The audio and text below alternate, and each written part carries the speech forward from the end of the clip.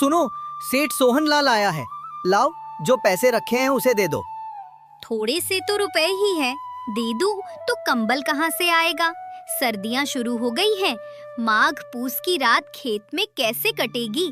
तुम सेठ से कह दो फसल पर रुपया देंगे।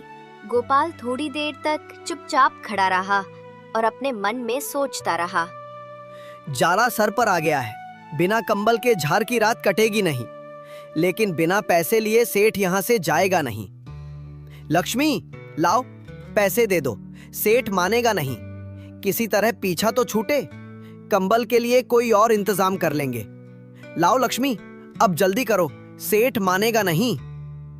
कर चुके दूसरा इंतजाम, जरा मैं भी तो सुनो, कौन सा दूसरा इंतजाम कर लोगे? न जाने सेठ का कितना रुपए बाकी है जो किसी तरह अदा ही नहीं होता। मैं कहती हूँ तुम खेती क्यों नहीं छोड़ देते? मर मर के काम करो, पैदावार हो तो कर्ज अदा करो। ऐसी खेती से बाज आए, मैं रुपए ना दूंगी। तभी पीछे से सेठ सोहन लाल की आवाज आती है। अरे ला गोपाल, जल्दी कर, इतना वक्त नहीं है मेरे पास। तू कर्ज अदा करता है कि नहीं? कंबल के लिए कोई और इंतजाम कर लेंगे। लाओ लक्ष्मी, अब जल्दी करो, सेठ मानेगा नहीं। हाँ ठीक है, देती हूँ।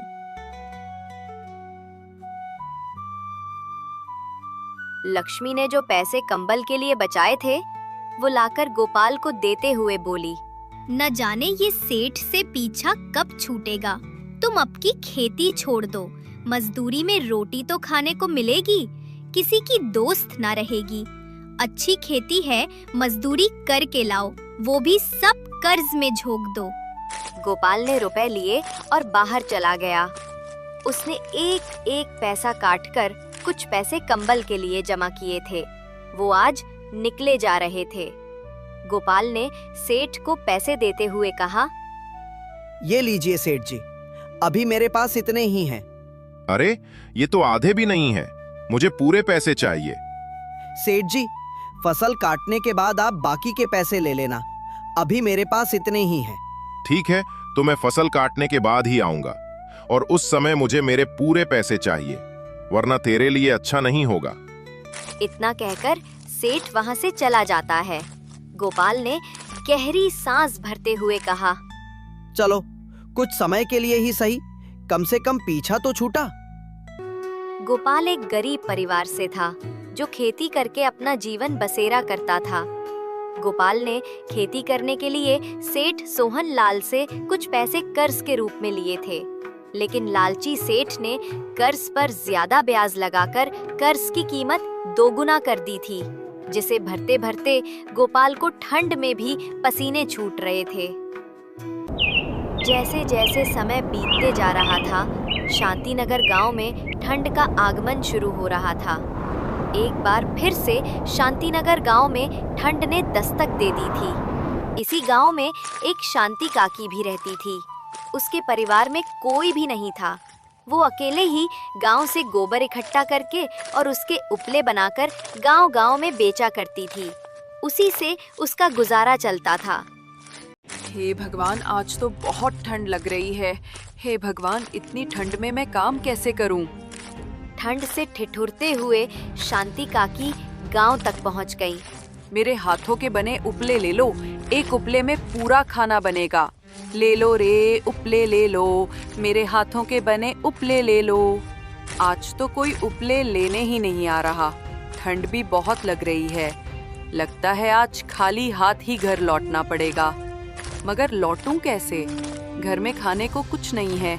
उपले बिके तो कुछ पैसे आए, बिना पैसे खाना कहाँ से आए? अरे काकी, रुको जरा, मुझे भी अपने भारी भरकम उपले देती जाओ। हे भगवान, बाहर तो बहुत ठंड है। काकी, जरा जल्दी कर दो। हाँ बेटा, अभी करती हूँ। ये लो अपने उपले। पैसे कल ले लेना, अभी मेरे पास छुट्टे नहीं हैं। पैसों की ही तो जरूरत है, कुछ भी दे दो। ये लो, मेरे पास ये कुछ चावल है, अभी इसे ही रख लो। ठीक है बेटा, ला दे, आज इसी से मेरा काम चल जाएगा। उपले बेचकर शांति काकी घर को निकल पड़ती है। तभी ठंडी हवा की लहरें जोरों से चलने लगती। हे भगवान, बहुत ठंड लग रही है। बस किसी तरह घर पहुंच जाऊं तो कंबल ओढ़कर शरीर को गर्म कर लूंगी। बुढ़ापे में अब ये ठंड बर्दाश्त नहीं होती। हे ठंड, तू ही कुछ रहम खा इस बुढ़िया पर। ठंड से ठोड़ी हुई शांति काकी घर पहुंच जाती है और कंबल से अपने शरीर को ढककर आग के पास बैठ जाती है। हे भगवान, कुछ तो राहत मिली ठंड से। आज तो ऐसे लग रहा था मानो बस प्राण निकलने ही वाले हैं। थोड़ा आग और ताप लेती हूँ, इसके बाद वो चावल पका लूंगी। ठंड का कहर इस तरह उमड़ रहा था कि गांव वाले अब ठंड से परेशान हो गए। देखते ही देखते ठंड ने अपना विशाल रूप ले लिया। अंधेरी रात में कड़कती बिजली के साथ जोरदार बारिश हो गई। हे भगवान, इतनी ठंड में ये जोरदार बारिश तो हमारी जान ही ले लेगी। अब तो कुछ दिन घर में ही रहकर गुजारना होगा।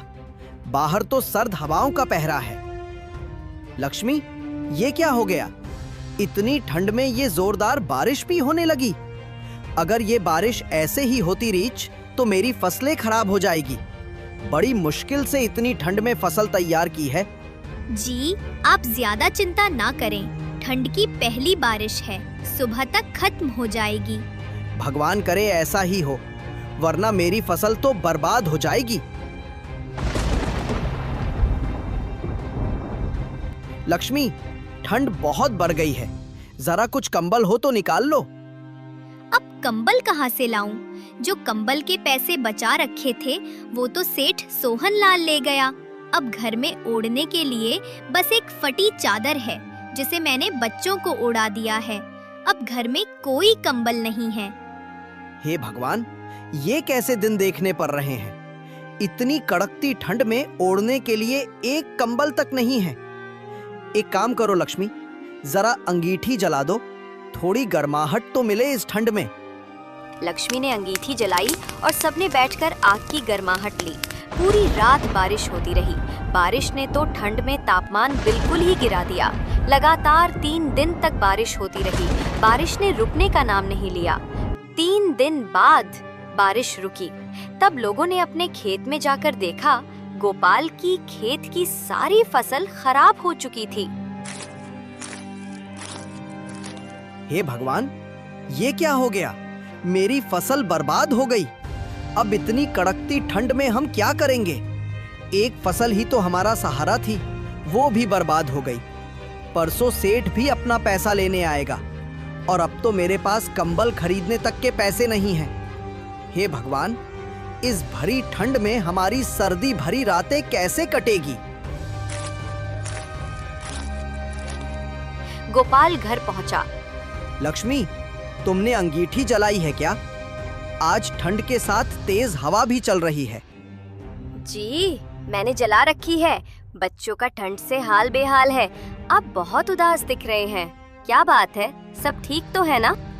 क्या बताऊं लक्ष्मी, सारी फसल बर्बाद हो गई, कुछ भी नहीं बचा। लक्ष्मी, हम बर्बाद हो गए।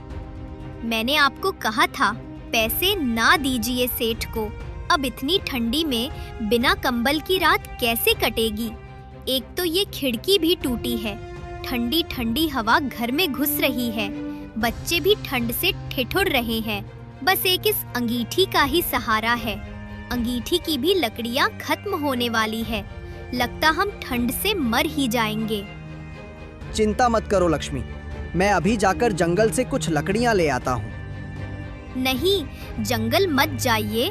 बाहर ठंड बहुत बढ़ गई है। आप एक काम कीजिए, बलराम काका से कुछ मदद मांग लीजिए। कुछ लकड़ियां उनके घर से ले आएं। बलराम काका सबकी मदद करते हैं, हमारी भी जरूर करेंगे। ठीक है लक्ष्मी, मैं अभी बलराम काका के घर से लकड़ियां लेकर आता हूँ। कम से कम रात तो कटेगी।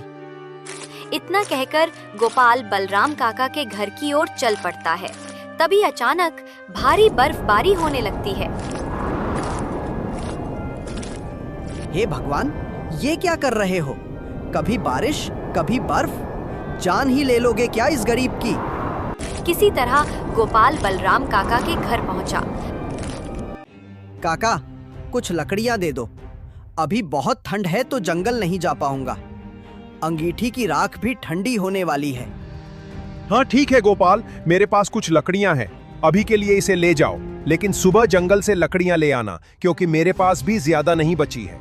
ठीक है काका, अभी के लिए कुछ लकड़ियां दे दो, बस किसी तरह ये रात कट जाए। सुबह जंगल से जाकर लकड़ियां ले आऊंगा।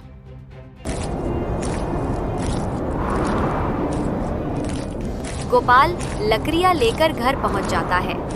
ये लो लक्ष्मी, ये कुछ लकड़ियां हैं, इसे एक एक करके जलाना, पूरी रात कट जाएगी। ठंड भरी वो रात किसी तरह गोपाल लक्ष्मी ने गुजार ली। अगली सुबह सेठ भी गोपाल के घर आ धमका। अरे गोपाल, कहाँ है? बाहर आ जल्दी से, मेरे कर्ज के बाकी के पैसे दे। ठंड बहुत हो रहे है, मैं ज्यादा देर रुक नहीं सकता। गोपाल निराशा भरे मन से बाहर आता है। सेठ जी, मेरी फसल बर्बाद हो गई है, मेरे पास अब एक भी पैसा नहीं बचा है। सेठ जी, कुछ दिन रुक जाइए, फिर मैं कहीं से मजदूरी करके आपकी कर्ज को चुका दूंगा। अरे, अब तेरे बहाने और नहीं चलेंगे, मुझे मेरे पैसे चाहिए। और अगर तू कर्ज के पैसे नहीं दे सकता तो अभी से तेरा घर और तेरे खेत दोनों मेरे हुए। जा, अभी इस घर से निकल जा। सेठ जी, रहम खाइए, इतनी ठंड में मैं बच्चों और बीवी को लेकर कहां जाऊंगा? एक इस झोपड़ी के सिवा कोई दूसरा मेरा ठिकाना नहीं है। सेठ जी, कम से कम मेरे बच्चों पर ही रहम खाइए। ये सब मैं नहीं जानता, तू बस अभी इस घर को खाली कर, और जब तक पैसे नहीं देगा ये घर और तेरा खेत वापस नहीं मिलेगा। बेचारा गोपाल और उसका परिवार ठंड में भटकते हुए कहीं रहने का आसरा ढूंढ रहे थे, मगर उन्हें कहीं कोई आशा की किरण नहीं दिखाई दे रही थी। बहुत ठंड है, मुझसे अब और चला नहीं जाएगा। बच्चों की भी तबीयत बहुत खराब हो रही है, मुन्नी को बुखार चढ़ गया है, और ज्यादा देर ऐसे ही घूमते रहे तो हमारे यहीं पर प्राण निकल जाएंगे। अभी हम यहाँ नहीं रुक सकते, रात होने से पहले हमें सर ढकने के लिए कुछ तो ढूंढना ही होगा। जैसे जैसे दिन ढल रहा है, ठंड बढ़ती जा रही है। बहुत दूर चलते चलते उनको एक झोपड़ी दिखाई देती है। लक्ष्मी, वहाँ देखो, वहाँ एक झोपड़ी है, चलो वहाँ जाकर पूछते हैं, क्या पता उन्हें ही हम पर रहम आ जाए और वो हमें अपनी झोपड़ी में आश्रय दे दे। गोपाल का परिवार वो झोपड़ी के पास चला जाता है। कोई है क्या? इस गरीब की मदद करें, कृपया करके इस गरीब की मदद करें। गोपाल कई बार आवाज लगाता है, मगर झोपड़ी के अंदर से कोई आवाज नहीं आती है। लगता है इस झोपड़ी में कोई नहीं है, एक बार अंदर चलकर देखना चाहिए। गोपाल झोपड़ी के अंदर जाता है। झोपड़ी में चारपाई और कुछ कपड़े रखे थे, पर वहाँ कोई दिख नहीं रहा था। हम कुछ देर इस झोपड़ी में रुक जाते हैं, शायद झोपड़ी का मालिक आए तो उनसे हम अपनी परेशानी बताएंगे, क्या पता उन्हें हम पर दया आ जाए। ऐसा सोचकर वो उस झोपड़ी में रुक जाते हैं और वहीं पर एक अंगीठी जलाकर उन्होंने बच्चों को अंगीठी के पास बैठा दिया। अंगीठी की गर्माहट से उन सभी ने चैन की सांस ली। चलो, कुछ तो गर्माहट मिली, कब से ठंड में भटक रहे थे। अंगीठी की राख खत्म होने वाली है, आप एक काम कीजिए, बाहर से कुछ लकड़ियाँ ले आइए, ये अंगीठी कुछ देर में ठंडी पड़ जाएगी। तुम बच्चों का ध्यान रखना, मैं अभी लकड़ियाँ लेकर आता हूँ। लकड़ियों की तलाश में गोपाल कुछ दूर चला ही था कि अचानक उसकी नजर एक गुड़िया पर जाती है, जो ठंड में नीचे जमीन पर गिरी हुई थी। अम्मा, उठो, क्या हुआ? अम्मा, उठो। अम्मा, लगता है ज्यादा ठंड की वजह से अम्मा ठंडी पड़ गई है और बेहोश होकर यहाँ गिर गई। गोपाल अम्मा को लेकर उस झोपड़ी में आ जाता है। ये कौन है और इन्हें क्या हुआ? पता नहीं, ये जमीन पर बेहोश पड़ी हुई थी, शायद ठंड लग गई है। इन्हें यहाँ अंगीठी के पास लेटा देता हूँ, थोड़ी गर्माहट मिले तो शायद इनकी आंखें खुले। थोड़ी देर शरीर को गर्माहट मिलने के बाद शांति काकी की आंख खुल जाती है। अरे बेटा, कौन हो तुम? मैं तो घर आ रही थी, अचानक ठंड की वजह से मैं चक्कर खाकर गिर गई। इसके बाद मुझे कुछ भी याद नहीं। अच्छा अम्मा, तो ये आपका घर है। अम्मा, मैंने जब तुम्हें बेहोश देखा तो मैं तुम्हें उठाकर झोपड़ी में ले आया।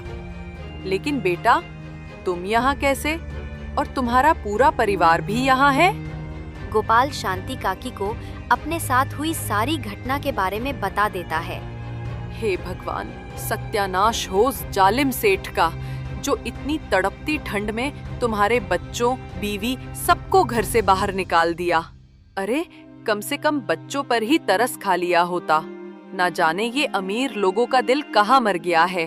तुम चिंता मत करो बेटा, तुम जब तक चाहे मेरे साथ रह सकते हो। मेरा तो वैसे भी कोई नहीं है और मेरे हाथ पैर भी काम नहीं करते। ये ठंड मुझसे अब बर्दाश्त नहीं होती। इससे अच्छा तो भगवान ही उठा लेता मुझे। अम्मा, ऐसा क्यों बोलती हो? मैं हूं ना, और लक्ष्मी भी है। अब से हम आपका ध्यान रखेंगे। सदा खुश रहो बेटा। लगता है भगवान भी यही चाहते हैं कि तुम मेरे साथ रहो। ठंड भरी रात वो सभी मिलकर किसी तरह गुजार लेते हैं। अगली सुबह गांव में हल्की धूप निकलती है। लोग बहुत खुश होते हैं और सभी घरों के बाहर आते हैं। सभी बाहर बैठकर धूप लेते हैं। देखो अम्मा, इतने दिनों बाद आज धूप निकली है। चलो थोड़ा धूप ले लेते हैं। सभी बाहर बैठकर धूप लेते हैं। इतने दिनों बाद थोड़ा शरीर को राहत मिला है। अच्छा बेटा, मैं चलती हूँ, गांव में उपले बेचने हैं। अम्मा, आप चिंता मत करो, आज उपले में बेच आता हूँ। ठीक है बेटा, अगर तुम्हारी यही इच्छा है तो जाओ। गोपाल उपलों को लेकर गांव की ओर निकल पड़ता है और गांव-गांव जाकर उपले बेचता है। ये तो बहुत कम पैसे हैं। केवल उपलों को बेचकर कुछ नहीं हो पाएगा। मुझे कोई और काम भी करना होगा। उपलों को बेचकर आए पैसों से गोपाल कुछ राशन ले आता है। ये लो लक्ष्मी, ये कुछ राशन है। इससे सबके लिए गर्मा गर्म खिचड़ी बना दो। अम्मा, मैं एक काम करता हूँ, जंगल से जाकर कुछ लकड़ियाँ ले आता हूँ और उसे भी गांव में बेच दिया करूँगा। इससे थोड़ी बहुत और आमदनी हो जाएगी। ठीक है बेटा, लेकिन अगर तुम लकड़ियाँ लेना ही चाहते हो तो पश्चिम दिशा की ओर जो जंगल है वहाँ से लकड़ियाँ ले आओ। वहाँ पर बड़े बड़े पेड़ हैं और वहाँ की लकड़ियाँ भी काफी गर्म होती हैं। उसे गांव में बेचो तो अच्छी कीमत मिलेगी। ठीक है अम्मा, मैं पश्चिम दिशा की ओर ही चला जाता हूँ। इतना कहकर गोपाल लकड़ी की तलाश में निकल पड़ता है। जंगल के काफी अंदर जाने के बाद गोपाल को खूब मोटे घने पेड़ दिखाई देते हैं, जो और पेड़ों के मुकाबले काफी मोटे और लंबे थे। गोपाल वहां से काफी सारी लकड़ियां काटकर ले आता है और गांव-गांव जाकर बेचता है।